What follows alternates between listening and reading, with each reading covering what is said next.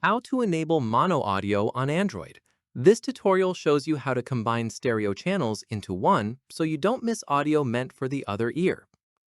First, open Settings on your Android.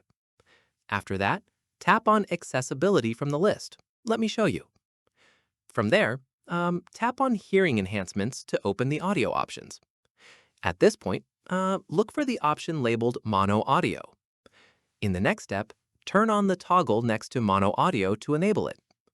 Following this, play any audio or video to test that sound now plays evenly through both sides. Once done, adjust the left and right balance slider if it appears, based on your preference. Keep in mind, this setting is especially helpful if you have hearing loss in one ear or use only one earbud at a time. Finally, come back to this same menu anytime you want to turn mono audio on or off. And that's it. If this guide helped you enable mono audio on Android, give it a like, subscribe for more Android tutorials, and tap the bell icon for updates. See you next one.